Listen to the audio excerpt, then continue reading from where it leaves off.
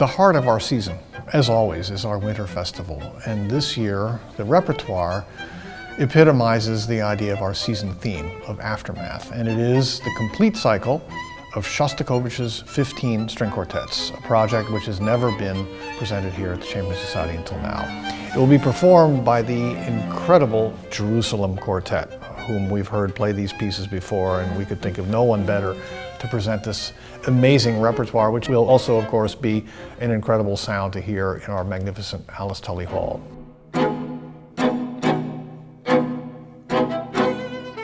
Shostakovich composed his string quartets mostly as private music, and they are very, very personal. They're very powerful. Each one is very different one from the other. Hearing the cycle in its entirety is an unforgettable musical experience, and this Aftermath season is very appropriate because these pieces are very much a reaction of Shostakovich's to his surroundings, to the extraordinary circumstances under which he had to compose music, and they constitute one of the most powerful musical statements made in the 20th century and indeed in the history of chamber music.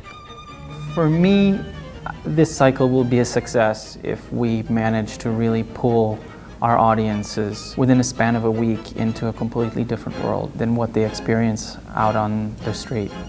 I think that life between 1938 and 1974 in the Soviet Union was a very oppressive place and a very heavy place, but there were also some phenomenal things in it.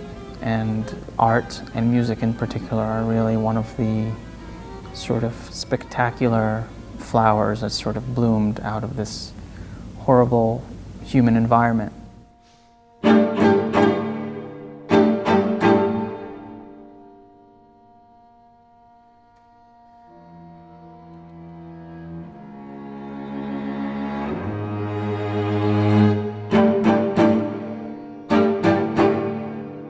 I think the Eighth Quartet is one of Shostakovich's most well-known quartets, if not the most well-known quartet. It kind of hits home for us because we are Jewish and we have sort of a history with, you know, the concept of victims of fascism. It's something that we have kind of inherent in our history as Jewish people. And of course, my three colleagues who are Russian also have another layer of connection to this music.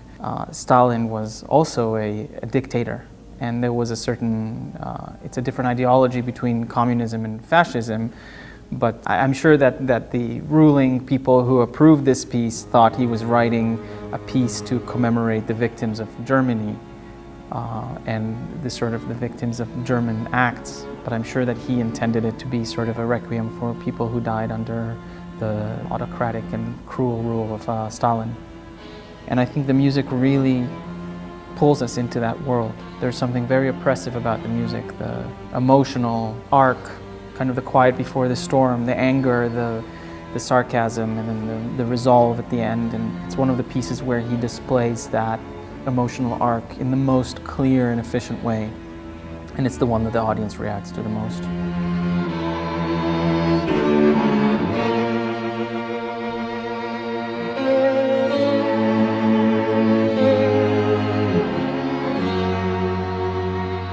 Even though it's titled A Requiem for Victims of Fascism, Shostakovich wrote that since he didn't think anybody would write a requiem for him, that he regards that as his requiem for himself, which adds a sort of personal element and a connection between seeing himself as a victim of fascism as well.